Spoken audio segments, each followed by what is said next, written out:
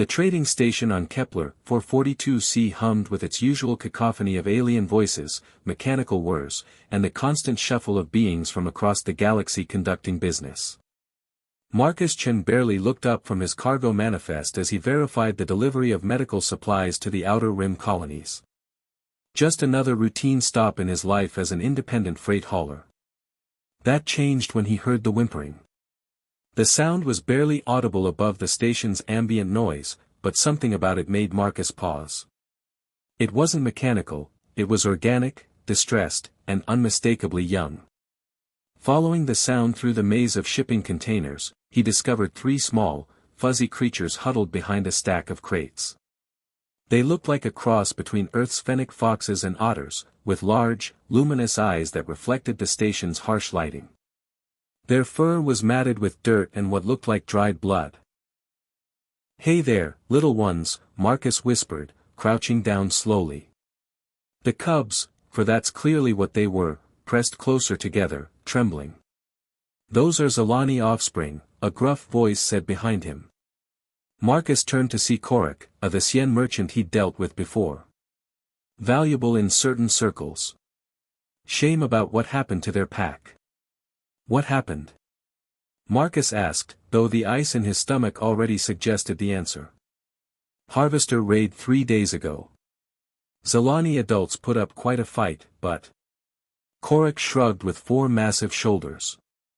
Cubs were left behind. Station masters planning to sell them to the hegemony. They like exotic pets.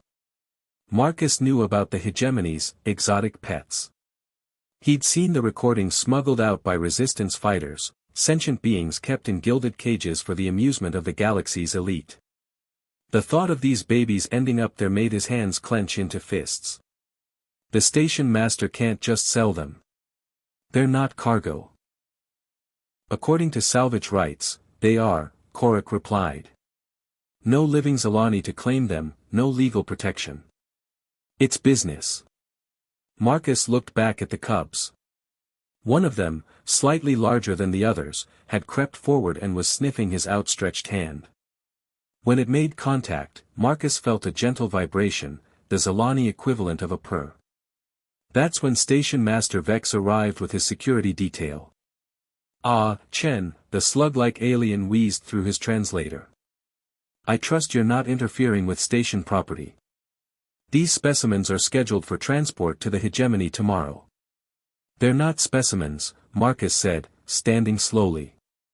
"They're children." Vex's stalks twitched in amusement. "How wonderfully human of you. But sentiment doesn't override salvage law. Move along."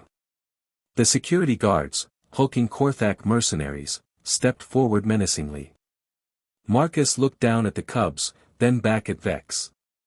"I'll buy them. They're not for sale to you, human. The hegemony has very specific requirements and pays accordingly. Then I challenge your claim under Galactic Salvage Statute 7 Alpha." The station fell silent. Even the ambient mechanical noise seemed to quiet. Vex's stalk swiveled in surprise. "You wish to invoke combat arbitration? For animals. For children," Marcus corrected. "And yes." What followed became legend throughout the Outer Rim.